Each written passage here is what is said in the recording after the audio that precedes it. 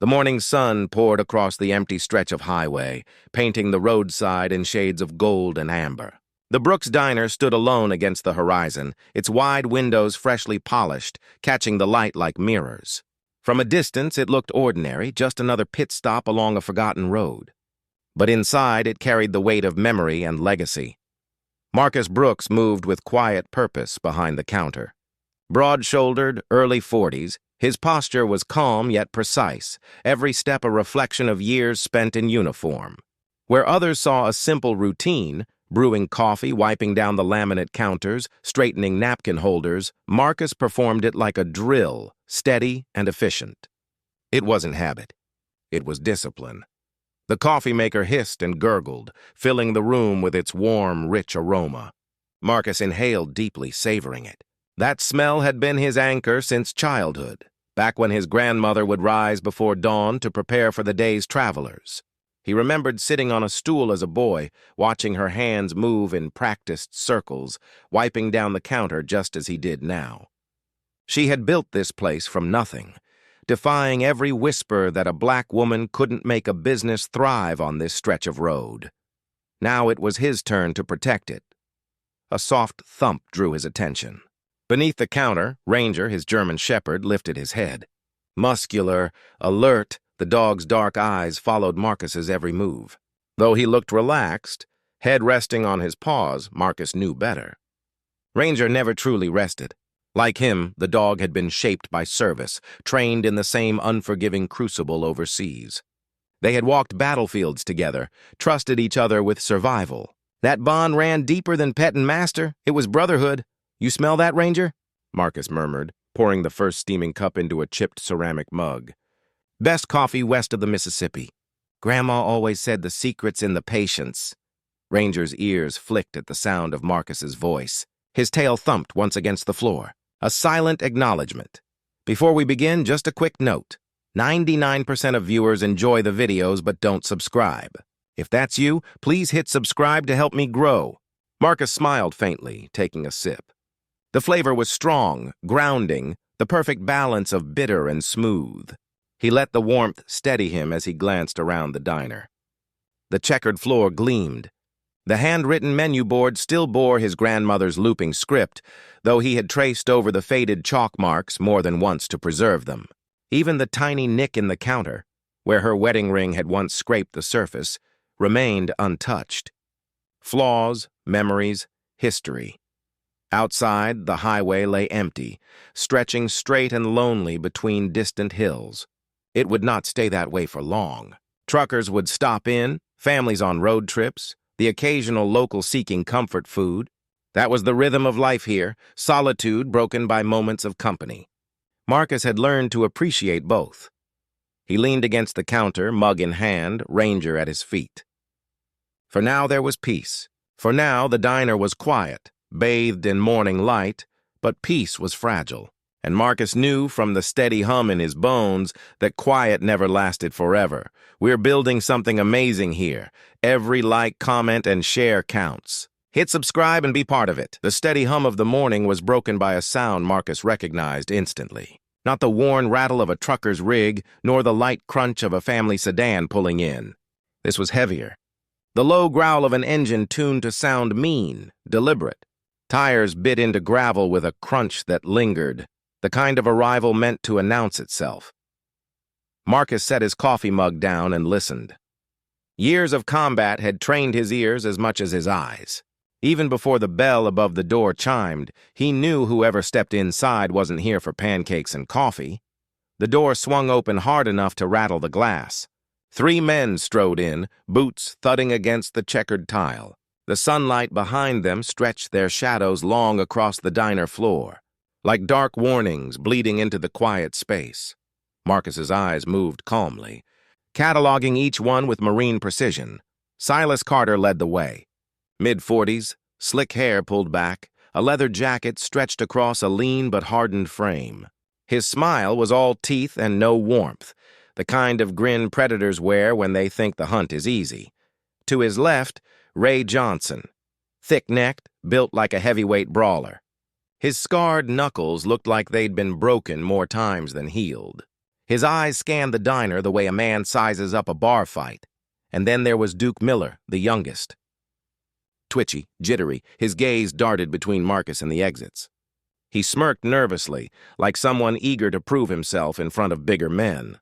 They fanned out as they entered, an unconscious tactical spread. Not soldiers, but practiced in the art of intimidation. Ranger lifted his head from behind the counter. His ears pricked, muscles tensing, but Marcus gave a subtle signal with 2 fingers. Stay. The shepherd lowered his chin again. Quiet as stone, though his eyes never left the intruders. Marcus straightened, resting his hand casually on the counter. His voice came even polite, the same tone he'd use for any paying customer. Morning. Welcome to Brooks' Diner. Coffee's fresh if you're hungry. Silas's smirk widened. He slid onto a stool at the counter, tapping his rings against the laminate with deliberate noise. Coffee, huh? Don't know if that's what we came for. Ray leaned against the far wall, arms crossed, cutting off one path toward the kitchen. Duke hovered near the entrance, letting the door slam shut behind him with a bang that echoed too loud in the quiet room. Place is awful empty, Duke said, his voice high with fake bravado. Not a soul around. Just you, huh? Marcus kept his breathing even, his stance subtle but shifting.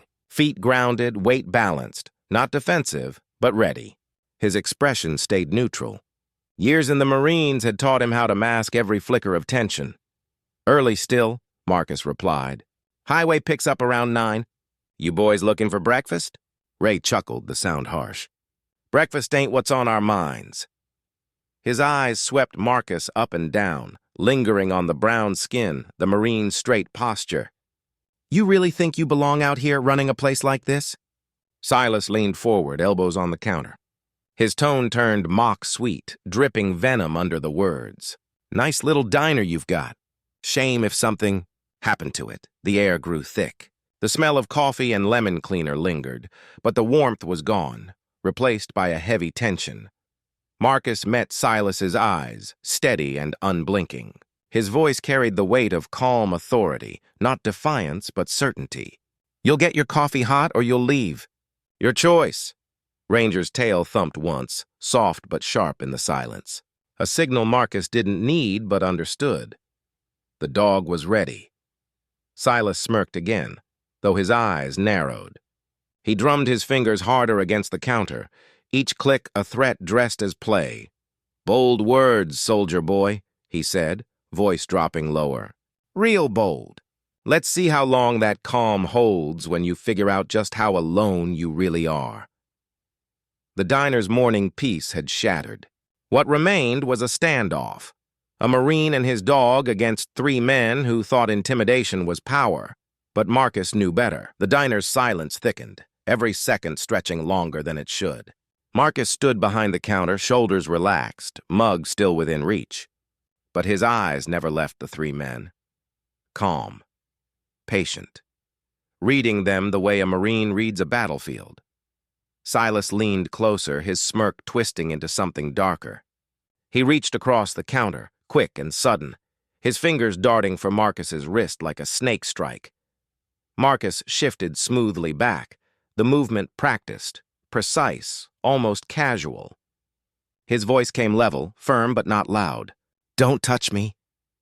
For a moment the words hung there, heavier than any shout could have been. Silas froze, his hand suspended in the air, the smile faltering just enough to reveal the sharp edge beneath it. Then, slowly, he drew his hand back, curling it into a fist against the counter. Ray laughed harshly, the sound echoing off the walls. Oh, I like this one. Thinks he's got a spine. Duke snickered near the door, jittery and restless. Spine won't do him no good out here. Place is empty. Nobody coming to help. Marcus kept his stance easy, but inside his body was shifting, calibrating. Distance to door, distance to each man. The bulges under jackets, concealed weapons, maybe knives, maybe worse. His breathing stayed steady, his pulse controlled. Ranger was still hidden behind the counter, coiled like a spring, waiting for the signal that hadn't yet come. You boys got 5 minutes to order or leave, Marcus said, tone even. After that, I close up and call the sheriff. The three exchanged glances, then burst out laughing. Silas slapped the counter so hard the napkin holders rattled. "The sheriff?" he sneered. "You think he's riding out here for you? Man like Tate don't waste his time. Not for your kind." The words hit with the weight they intended, ugly, cutting, meant to remind Marcus exactly how the game was played in towns like this. But Marcus's face remained unreadable, carved from stone. Silas stood, slow and deliberate, his boots scuffing against the floor. Ray moved too, circling around the counter like a wolf sizing up prey. Duke shut the door with a hard slam, twisting the lock with an exaggerated flick of his wrist. "See? Here's the thing," Silas said, stepping closer, lowering his voice as though sharing a secret. "This ain't just about coffee. This is about respect. And you don't got any." Ray came up behind Marcus, his presence heavy and deliberate. The big man's shadow loomed across the counter. Duke leaned against the door, blocking the only easy exit, his nervous energy sparking like a live wire. "You're all alone out here," Ray growled. "No neighbors." "No witnesses. Just you, your fancy little diner, and us." Marcus set the coffee mug down carefully, gently. His hands stayed open at his sides, not clenched, not trembling, a picture of calm. But his eyes sharpened, every detail etched into memory. The angle of Ray's stance, the twitch in Duke's hand, the way Silas's lip curled just before he moved. Silas lunged again, this time grabbing Marcus's forearm in a grip meant to hurt. "We're going to teach you a lesson about how things work on this road." Marcus didn't resist.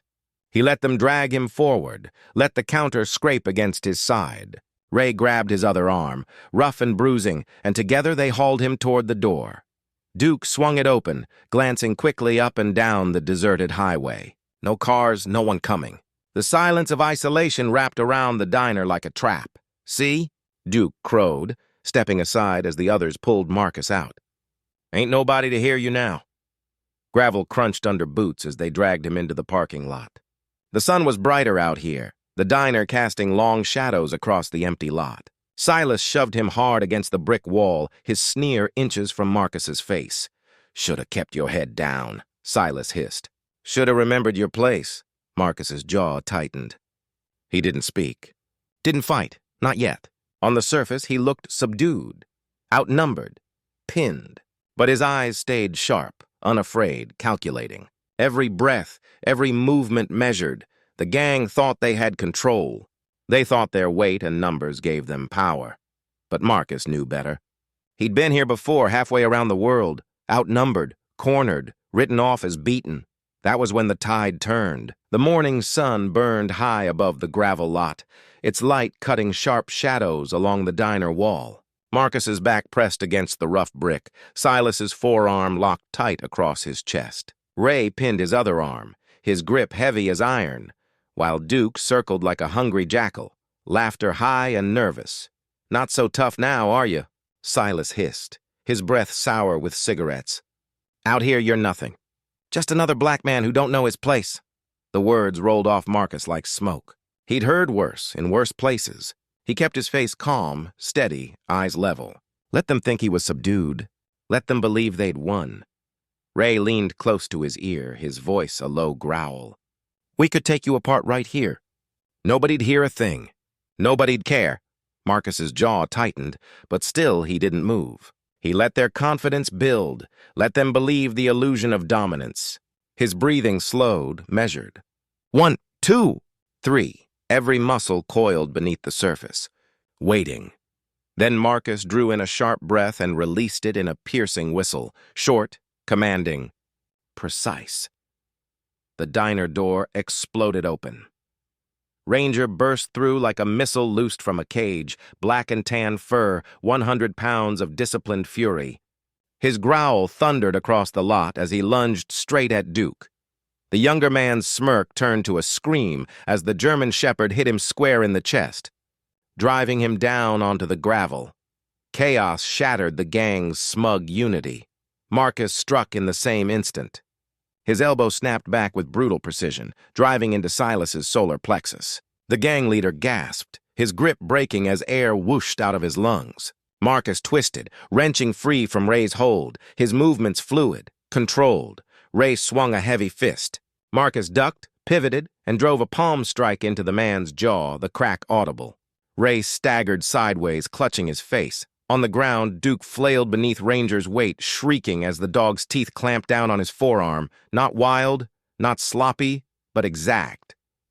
The shepherd held him pinned, growls vibrating through his bones, each sound promising worse if he dared move. Silas recovered enough to snarl, spitting curses, and rushed Marcus with a wild punch. Marcus stepped in, close, and delivered a sharp knee to Silas's gut, following with an open-hand strike to his throat. The man collapsed to one knee, wheezing, hands clutching his neck.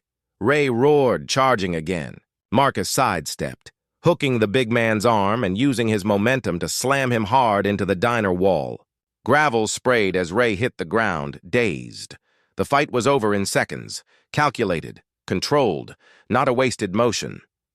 Duke's cries filled the lot. "Call him off! Please, call him off!" Blood seeped from his arm, dripping dark spots onto the stones. His face had gone pale, terror replacing bravado. "Release!" Marcus commanded, voice sharp. Instantly, Ranger obeyed, stepping back but standing over Duke, ears forward, growl low and steady. The dog's discipline was as sharp as his bite, trained to hold, not kill. Silas stumbled upright, his face twisted with rage and humiliation. His men scrambled toward him, Ray still spitting curses, Duke cradling his mangled arm. "This ain't over," Silas choked out, backing toward their car. "You hear me? This ain't over!" Marcus stood tall in the center of the lot, fists unclenched, breathing steady. Ranger flanked him, every muscle tense, eyes tracking the retreating men. The gang piled into their car, engine roaring as tires spun, gravel spitting in their wake. In moments, the sound of their retreat faded into the horizon, leaving only silence, the faint scent of blood and exhaust hanging in the morning air. Marcus didn't move at first. His body was still humming with adrenaline, every nerve alive. He felt the old echo of combat, the clarity of survival, the sharp edge of violence. For a moment he was back in another place, another war zone, enemies closing in, life balanced on a knife's edge. He closed his eyes, drew in a deep breath, and exhaled slow. The Marine in him knew how to ride the storm, how to come back down. He reached for Ranger, resting a steadying hand on the dog's broad shoulders. The shepherd pressed close, his warmth grounding him, reminding him this wasn't Iraq, wasn't Afghanistan. This was home. The diner stood quiet behind him, windows still gleaming. Coffee still warm on the counter inside, as though the morning's peace had never been broken. Marcus turned back toward it, his jaw set, his steps firm. He resecured the locks, checked each window, methodical in his routine. Only when everything was in place did he allow himself to sit at the counter once more, Ranger at his feet. His hands trembled faintly as he lifted his coffee mug. He steadied them by force of will, by years of discipline. The taste of coffee grounded him, bitter and strong. The fight was over. But Marcus knew the war had only just begun. Night fell over the highway, the kind of darkness only found on empty country roads. The diner sat in silence, its neon open sign casting a faint glow across the gravel lot. Inside, Marcus leaned back in his chair, Ranger stretched at his feet. The day had passed without incident, but he knew better than to think it was over. Men like Silas didn't accept humiliation quietly. The rumble came first. A low engine tearing down the highway, louder than necessary, growing closer by the second. Marcus's head lifted, Ranger's ears pricked. Tires screamed against the gravel as a truck swerved into view. Glass shattered. The first bottle smashed against the diner window, spraying shards across the floor. A second followed, exploding against the wall with a crash that rattled the frames. Laughter and hollers echoed in the night as the truck sped past, headlights vanishing into the black horizon. Marcus moved quickly, checking Ranger before surveying the damage. The windows were cracked and broken, sharp edges gleaming in the flickering neon light. But it was the spray paint scrawled across the side of the diner that cut deeper than broken glass. "This ain't over." The words dripped down the wall. Crude and jagged, red paint stark against white siding. Marcus stood there for a long moment, jaw set, the night air cold against his skin. Memories stirred, the old stories his grandmother used to tell about opening this very diner in 1963. She'd faced her own gang of cowards back then, men who tried to scare her off because a black woman running a business on this road wasn't something they wanted to see. But she never flinched. She had scrubbed slurs off these walls before, stood in this same gravel lot with the same unshakable resolve. He could almost hear her voice now, steady and strong. Brooks don't break. We don't back down, Marcus inhaled deep, steadying himself. He wasn't a scared child hearing those stories anymore. He was a Marine, forged in combat. And this diner wasn't just a building. It was blood, legacy, survival. The next morning, he got to work. Boards went up over the broken windows. He pulled heavy planks from the storage shed, securing them with long screws. The sound of the drill echoed across the empty lot like gunfire. He reinforced the front door with a steel bar, each bolt tightened until the frame shuddered. Motion sensor lights were mounted at every corner, their beams sweeping wide arcs across the gravel. Any shadow would be caught, exposed. Inside, he unpacked small cameras, installing them at angles that covered every approach. Each feed streamed directly to his phone, ensuring no blind spot, no surprise. Every step was methodical, almost ritual, like setting up a forward operating base. The diner was no longer just a restaurant. It was a stronghold. By dusk, Marcus stood in the lot wiping sweat from his brow. The diner looked different now, less like a welcoming roadside stop and more like a fortress. A fortress with history. Ranger sat at his side, tail still, eyes sharp. Marcus rested a hand on the dog's head, grounding himself in that solid presence. They think they can scare us, Marcus said quietly, eyes scanning the horizon. They think they can take this from us. His voice hardened, steady as steel. They're wrong. They won't take it. Not now. Not ever. The neon sign flickered, buzzing faintly in the cool evening air. Beyond it, the highway stretched empty, quiet once more. But Marcus knew better than to mistake quiet for safety. The gang had fired their warning, and he had just answered it. Morning light stretched thin across the highway, glinting off shards of broken glass still littering the diner lot. The graffiti was dry now, its crimson scrawl, "This ain't over," glaring like an open wound on the wall. Marcus stood with Ranger at his side, surveying the damage, jaw clenched tight. The crunch of tires on gravel drew his attention. A county patrol SUV rolled in slow, dust trailing in its wake. Sheriff Earl Tate stepped out, boots sinking into the gravel with deliberate weight. His uniform was pressed sharp, badge gleaming, but his eyes carried no warmth. "Well now," Tate drawled, tugging at his belt.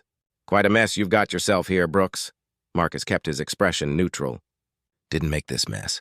Some fellas in a truck did." Tate's gaze slid across the broken windows, the boarded frames, the dripping spray paint. He nodded slowly, then let his eyes linger on Marcus a beat too long. "Funny thing about trouble," he said, voice thick with false sympathy. "Seems to follow certain folks more than others." Ranger growled low, ears pricking forward. Marcus gave a subtle hand signal, and the shepherd fell silent, though his body stayed tense, ready. "You gonna take a report?" Marcus asked evenly. "Or just stand there admiring the damage?" Tate's lips curled into something halfway between a smile and a sneer. "Reports don't stop bottles from flying. Don't stop fellas from getting riled up. What does help is knowing your place, not stirring the pot." Marcus's eyes narrowed, but his stance stayed calm. "My place is running this diner. That's all I've been doing." The sheriff stepped closer, boots crunching glass underfoot. His voice dropped low and pointed. "Word is, you and that dog of yours roughed up some boys yesterday. Boys who say you came at them first." Marcus felt the anger rise hot in his chest, but he smothered it with discipline. "They put hands on me. Tried to drag me out back. Ranger did what he's trained to do, protect." Tate's eyes flicked down to the German shepherd, still coiled and silent at Marcus's side. He clicked his tongue, shaking his head. "That dog's a weapon, Brooks. And next time he sinks his teeth into someone, I might have no choice but to put him down. Shame, too. Fine-looking animal?" The threat hung heavy in the air, colder than the morning breeze. Marcus met his gaze, unflinching. You do what you think you have to, Sheriff. I'll do the same. For a heartbeat, the two men stood locked in silence. Then Tate broke away, adjusting his hat as if the conversation had been no more than idle talk. Well, he said lightly, just thought I'd stop by, offer some advice. Folks round here don't like it when things get unsettled. Keep your head down, Brooks. Might save you a lot of trouble. He tipped his hat in mock courtesy, turned, and climbed back into his SUV. The patrol vehicle rolled out slow, dust rising once more, leaving Marcus and Ranger alone in the gravel lot. Marcus exhaled, long and controlled. He looked down at Ranger, who watched the road with steady eyes, as if waiting for the threat to circle back. The message was clear. The sheriff wasn't here to protect him. The sheriff was part of it, and now Marcus knew he wasn't just standing against a gang. He was standing against the law itself. The sun was barely over the horizon when Marcus started working. Sweat beaded on his forehead as he hefted plywood sheets from the storage shed, stacking them neatly by the diner's front windows. The hammer and drill felt natural in his hands, his motions steady, measured, like setting up defenses in a forward operating base. Each board went up with precision. Measure, cut, secure. The whir of the drill bit echoed across the gravel lot, followed by the sharp crack of screws biting into wood. Where once the diner's windows invited the morning light, now they became barriers, narrow slits left open only for visibility. Hold steady, Ranger, Marcus muttered as the shepherd planted himself near the open doorway, ears pricked. The dog paced in a slow arc, muscles tight, eyes scanning the road like a sentry on duty. Inside, Marcus rearranged the space with tactical calculation. Tables were pulled into tighter rows, creating lanes of sight and cover. The counter was reinforced with hidden steel plating he'd stored in the shed years earlier, scraps left over from a buddy's contracting job. He mounted cameras in every corner, their small red lights blinking to life, each feed routed to his phone. Blind spots were eliminated. Angles of approach were mapped. By midday, the diner no longer looked like just a roadside stop. It looked fortified, strong, ready. The door jingled once, breaking his rhythm. Earl, one of his oldest regulars, a trucker with lines carved deep in his weathered face, stepped inside. He glanced at the boarded windows, at Marcus with tools still in hand. His eyes softened. "Coffee, Marcus," he said simply, sliding a few bills across the counter. Marcus poured without a word, but when he went to return the change, Earl waved him off. "Keep it," he muttered, his voice low. "For the repairs." Marcus nodded, throat tight, saying only, "Thank you." Later, Tom, the retired mechanic from down the road, pulled up in his battered pickup. He carried plywood and nails in the bed, more than Marcus could afford to buy right now. "Don't argue," Tom said when Marcus opened his mouth. "Your grandma fed my boys free when I was laid off." Time I returned the favor. Together they worked in silence.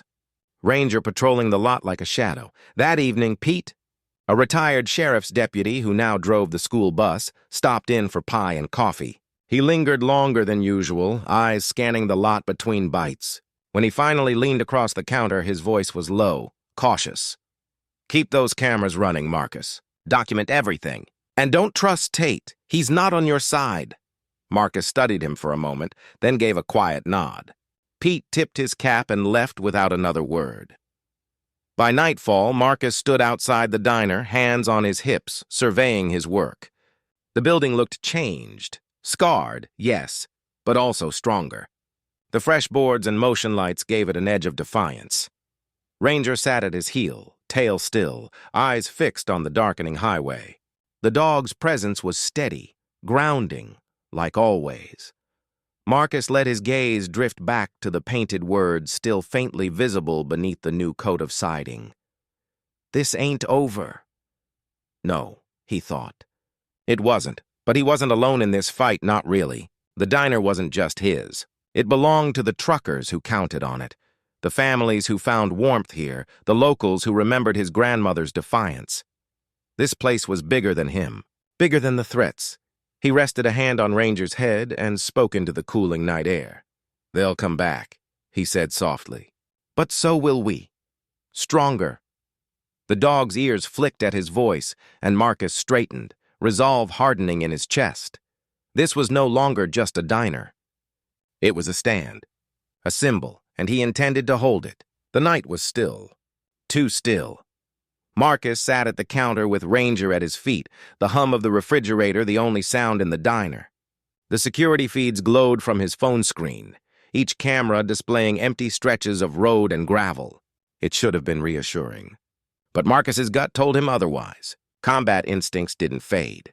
They sharpened in silence. Ranger stirred first, ears twitching, low growl rumbling deep in his chest.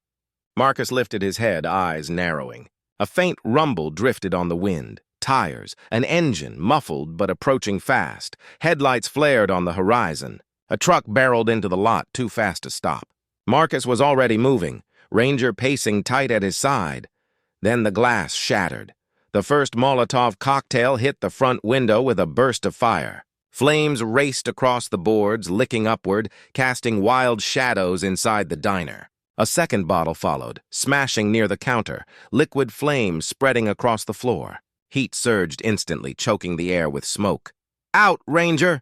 Marcus barked. The shepherd darted toward the back door, muscles taut, ears pinned. Marcus grabbed the fire extinguisher, pulling the pin with practiced speed, but the flames had spread too fast, too wide.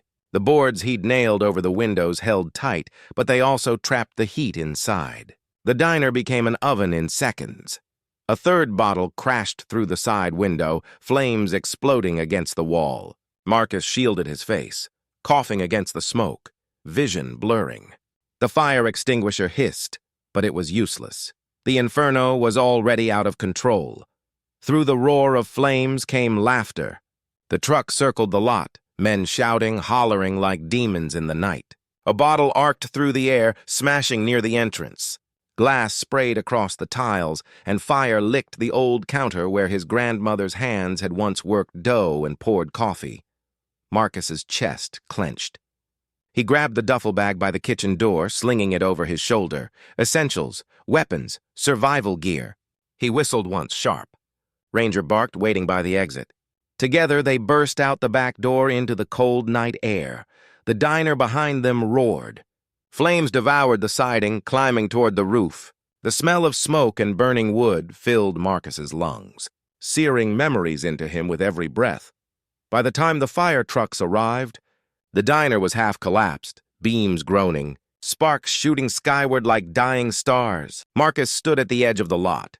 Ranger pressed close to his leg. His fists clenched, jaw tight, face lit orange by the flames. Sheriff Tate's SUV pulled up, lights flashing red and blue across the burning wreck. He stepped out slow, taking in the inferno with a smirk that barely pretended to be sympathy. "Well now," Tate drawled, hands on his belt. "Looks like you couldn't keep that place safe after all." Marcus turned on him, eyes blazing. "They firebombed my diner, Tate, and you're standing there grinning." The sheriff shrugged, tilting his head like it was all out of his hands. "Folks say you provoked them. Dog like yours? Man with your history? You start fights, you get fire. Maybe if you'd kept quiet, this wouldn't have happened." Smoke curled around them, ash falling like snow. Marcus took a step closer, his voice low and sharp. "You blaming me for this?"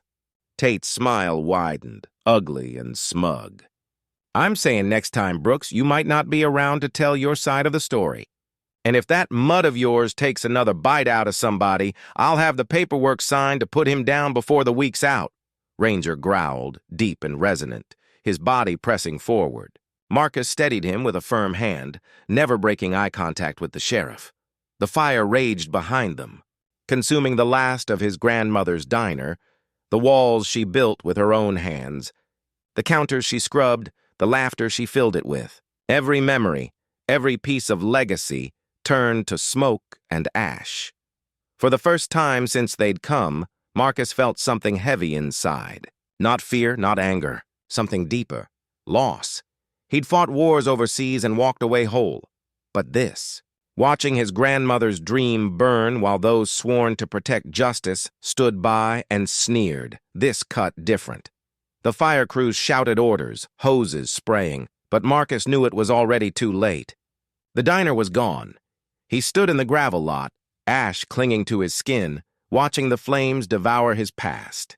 Tate's SUV rolled away, its red taillights vanishing into the dark. Marcus exhaled, long and slow, the weight of it grounding him.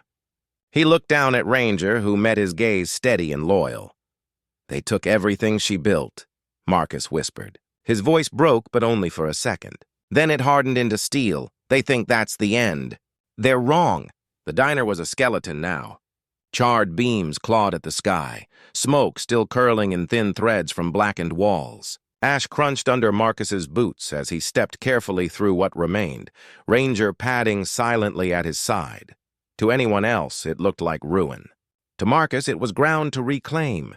He moved slowly, salvaging what he could from the wreckage. The fire had taken almost everything: the counter where his grandmother once served pie, the chalkboard menu scrawled in her hand, the booth by the window where truckers had shared stories over black coffee. But not everything was lost.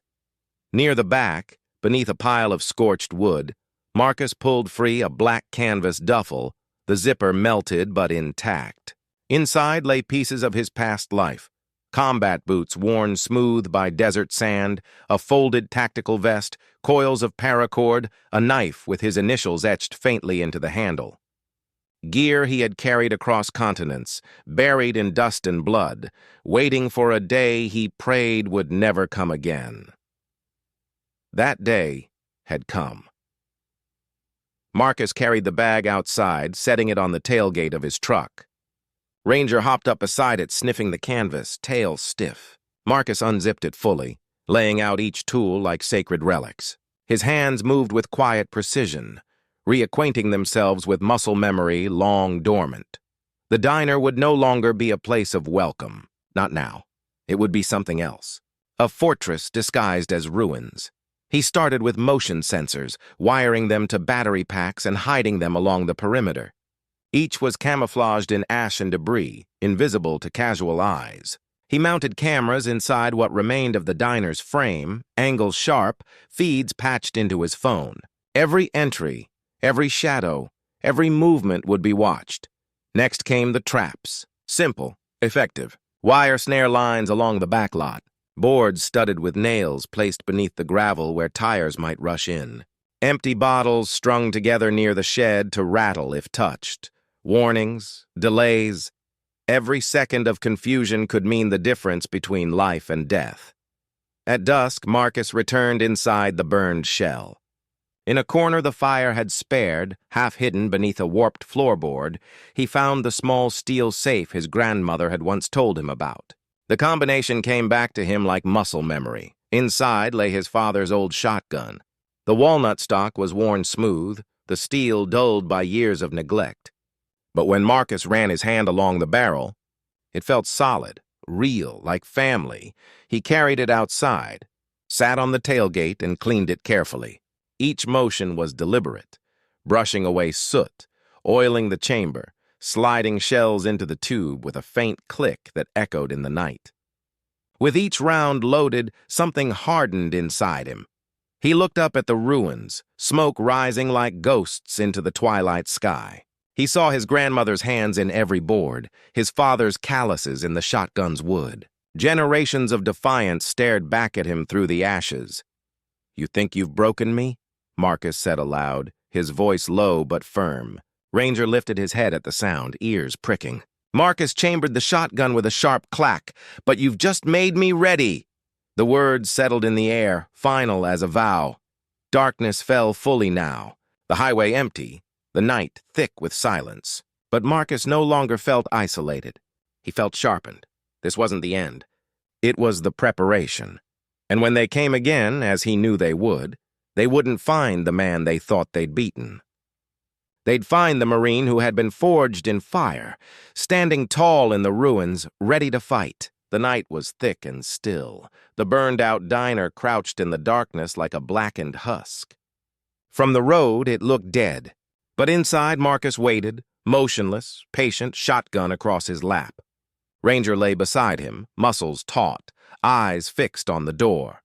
The faint hum of the cameras fed into his phone, each screen glowing with quiet vigilance. Every corner of the lot, every approach was covered. He wasn't guessing tonight. He was prepared. Then came the sound. Engines. Not one, but several. Low growls cutting through the silence. Headlights cresting the horizon like approaching fire. Marcus tensed, watching as 3 trucks and a car rolled into the gravel lot, dust and exhaust choking the air. Doors slammed. Boots hit gravel. Shadows fanned out across the cameras. Silas was here. His voice rang sharp across the night, commanding, ugly.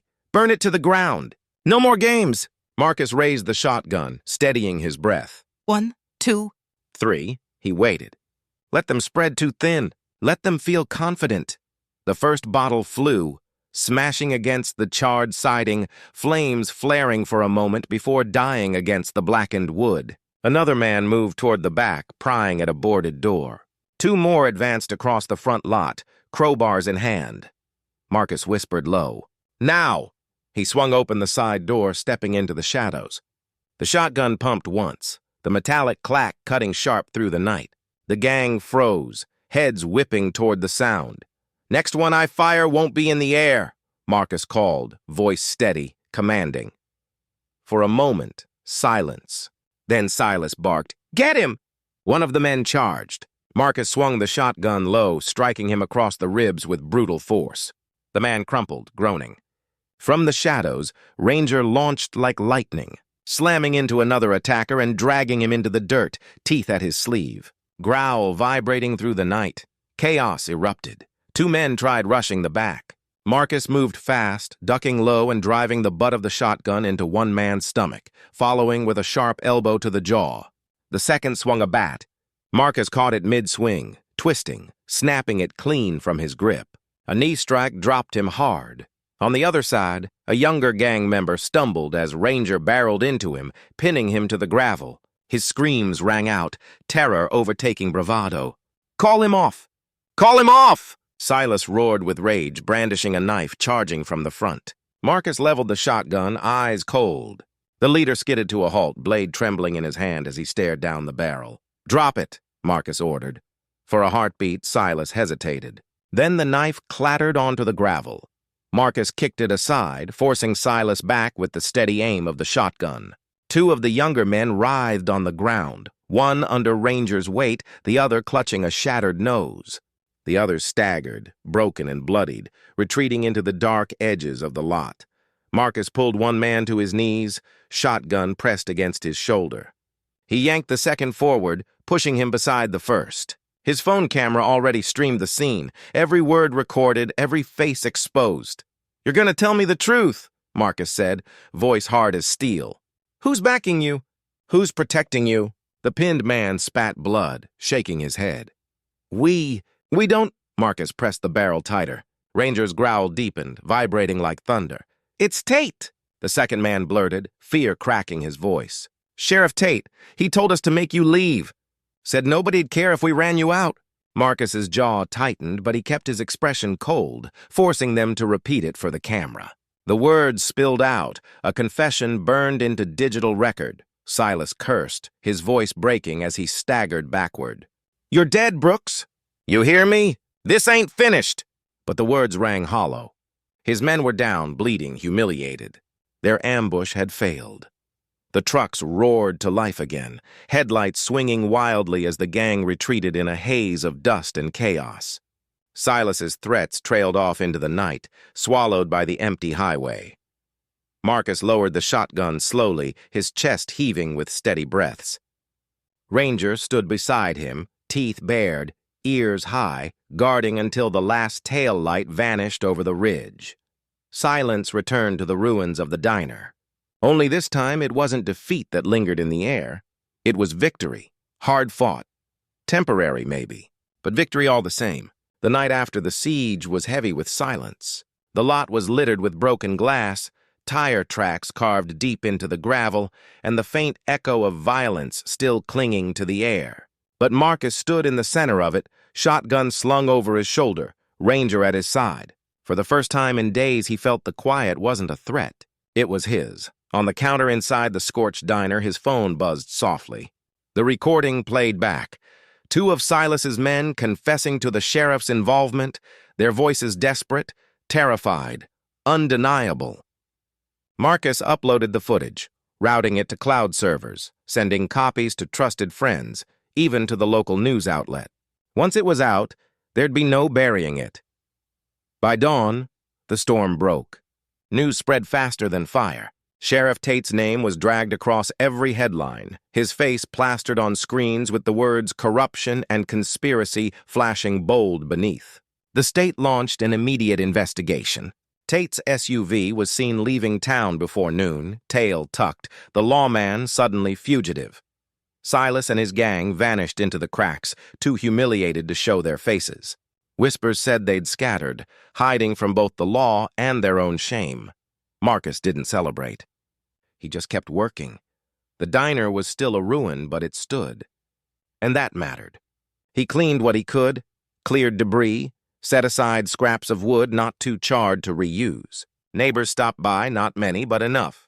A trucker dropped off a sack of groceries. Tom, the old mechanic, brought tools and a generator. Pete, the retired deputy, gave Marcus a handshake firmer than words. "You showed 'em," Pete said quietly. "Not just them. Everyone." By evening, a small crowd gathered at the lot. Locals, truckers, families. They didn't say much, just lingered, letting their presence speak louder than promises. This diner, these ashes, it wasn't just Marcus's burden anymore. It belonged to them too. Marcus stood on the steps of what remained, shotgun leaning against the wall, ranger at his heel. He looked at the people, then at the diner's charred frame. Still upright despite everything, his grandmother's voice echoed in his mind, steady and strong as it had been in his boyhood. "Brooks don't break. We don't back down." Marcus placed a hand on Ranger's head, grounding himself. The dog pressed close, loyal and unyielding. "They thought they'd burn this place out of me," Marcus said softly, more to himself than anyone. His voice grew firmer, carrying into the dusk. "But this diner isn't just mine. It's ours. And no fire, no gang, no sheriff's corruption will ever change that."